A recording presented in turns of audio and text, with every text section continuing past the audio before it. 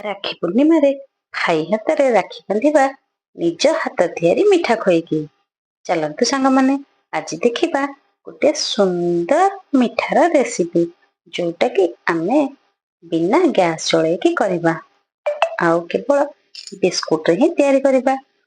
ସେହି ମିଠା ପାଇଁ ମୁଁ ନେଇଛି ଗୋଟେ ମ୍ୟାରିଗୋଲ୍ଡ ବିସ୍କୁଟ ଆଉ 4ଟି ହାପି ହାପି ପକେଟ ବିସ୍କୁଟ। ଏଇ ବିସ୍କୁଟ ୟୁଜ କରିକି ଆମେ ଗୋଟେ ବଢିଆ ସୁନ୍ଦର ମିଠା ତିଆରି କରିବା। ଆଉ ମିଠାଟି ଦେଖିବା ପାଇଁ ଯେତିକି ସୁନ୍ଦର, ଖାଇବା ପାଇଁ ଆହୁରି ଟେଷ୍ଟି। ତ ଚାଲନ୍ତୁ ଏବେ ଷ୍ଟାର୍ଟ କରିବା ମିଠାର ରେସିପି। ତ ପ୍ଲିଜ ଆପଣ ମାନେ ଯଦି ମୋ ଚ୍ୟାନେଲରେ ନୂଆ ଅଛନ୍ତି, ଚ୍ୟାନେଲକୁ ସବସ୍କ୍ରାଇବ କରିବା ପାଇଁ ଜମା ବି ଭୁଲିବେନି। ତିଆରି କରିବା ପାଇଁ ପ୍ରଥମେ ମୁଁ ଗୋଟେ କପ୍ ଚିନି ଆଉ କିଛି ଗୁଜୁରାତି, କିଛି କାଜୁ, କିଛି ଆଲମଣ୍ଡକୁ ଗୋଟେ ଗ୍ରାଇଣ୍ଡିଙ୍ଗ ଜାରରେ ଦେଇକି ଏଠି ଗ୍ରାଇଣ୍ଡିଙ୍ଗ କରିଦେଇଛି। ତାପରେ ମେରିଗୋଲ୍ଡର ବିସ୍କୁଟକୁ ଏମିତି ଭାଙ୍ଗିକି ଗ୍ରାଇଣ୍ଡିଙ୍ଗ ଜାରରେ ଦେଇ ଗ୍ରାଇଣ୍ଡିଙ୍ଗ କରିଦେବା। ତାର ପୁରା ଫାଇନ ଗୁଣ୍ଡ ବନେଇଦବା, ଯେମିତି କି ଗୋଟା ଗୋଟା ତା ଭିତରେ ନ ରହିବ। ଗୋଟା ଗୋଟା ରହିଲେ ମିଠାଟି ଭଲ ହବନି। ଏବେ ଆମେ ଯୋଉ ହାପି ହାପି ବିସ୍କୁଟ ରଖିଥିଲେ, ତାକୁ ବି ମଧ୍ୟ ଏମିତି ଭାଙ୍ଗି ଗ୍ରାଇଣ୍ଡିଙ୍ଗ ଜାରରେ ଦେଇ ଫାଇନ ପାଉଡର ବନେଇଦବା। ତାପରେ ଆମେ ଯିବା ମିଠା ତିଆରି ପ୍ରୋସେସକୁ। ଆମେ ଯୋଉ ମେରିଗୋଲ୍ଡ ବିସ୍କୁଟକୁ ପାଉଡର କରି ରଖିଥିଲେ, ସେଟା ଗୋଟେ ବାଉଲରେ ଦେଇଦବା। ତାପରେ ସେଥିରେ 2-3 ଚାମଚ ମିଲ୍କ ପାଉଡର ଦେଇଦବା। ତାପରେ ସେଥିରେ ଚିନି ପାଉଡର ଦେଇଦବା। ସେଥିରେ ଅଳ୍ପ ଅଳ୍ପ କ୍ଷୀର ମିଶାଇ ଆମେ ଗୋଟେ ଯେମିତି ଅଟାର ଡୋ କରନ୍ତି, ସେମିତି କରିନେବା।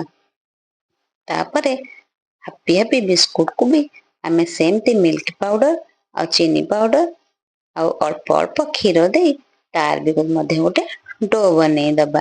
କ୍ଷୀର ମୁଁ ଏଠି ଉଷୁମ କରି ନେଇଛି। ଦେଖନ୍ତୁ, ହାପି ହାପି ବିସ୍କୁଟର ଏମିତି ଡୋ କରିଛି। ଆଉ ଆପଣ ଏମିତି ବି କରିବେ, ବେଶୀ ପାଣିଆ କରିବେନି କି ବେଶୀ ହାର୍ଡ ବି କରିବେନି। ତାପରେ ଏମିତି ଗୋଟେ ମୁଁ ଜରି ନେଇଯାଇଛି। ଆପଣ ପାଖରେ ଯଦି ଇକୋବେକ୍ ପେପର ଥିବ, ତାହେଲେ ସେଥିରେ ମଧ୍ୟ ଆପଣ ଏମିତି ବନେଇ ପାରିବେ। ଯଦି ଇକୋବେକ୍ ପେପର ନାହିଁ, ତାହେଲେ ଆପଣ ଏମିତି ଜରିରେ ବନେଇ ପାରିବେ। ସେଇ ଡୋକୁ ଆମେ ବେଲଣା କାଠି ସାହାଯ୍ୟରେ ଏମିତି ବେଲି ଦବା। ତାପରେ ଯୋଉ ହାପି ହାପି ବିସ୍କୁଟର ଡୋ ଆମେ କରିଥିଲେ, ତାକୁ ଆମେ ଏମିତି ତା ଉପରେ ଦେଇଦବା। ତାପରେ ଆମେ ତାକୁ ଭଲସେ ପ୍ରେସ କରି କରି ଲଗେଇଦବା। ତାପରେ ସେ ଡୋଟିକି ଆମେ ଗୋଟେ ଗୋଲ ଆକାର ଦେଇ ସେଇ ଜରିରେ ଭଲ ଭାବରେ ଗୁଡେଇ ଫ୍ରିଜରେ ଅଧଘଣ୍ଟେ ସେଟ୍ ହବାକୁ ଛାଡିଦବା। ଏଇଠି ଦେଖ, ଅଧଘଣ୍ଟେ ହୋଇଯାଇଛି। ମୁଁ ତାକୁ ଏବେ ଫ୍ରିଜରୁ ଖୋଲି ଦେଇଛି। ଏବେ ଆମେ ସେହି ଡୋଟିକୁ ହାତରେ ଭଲ ଭାବରେ ପ୍ରେସ କରି କରି ତାକୁ ଆମେ ଏବେ ଛୁରୀ ସାହାଯ୍ୟରେ କାଟିବା। ତ ଛୁରୀ ସାହାଯ୍ୟରେ ଆମେ ତାକୁ ହାଲକା ହାଲକା କରି କାଟିବା। ଏଇଠି ଦେଖନ୍ତୁ, ମିଠାଟି କେତେ ସୁନ୍ଦର ଦେଖାଯାଉଛି।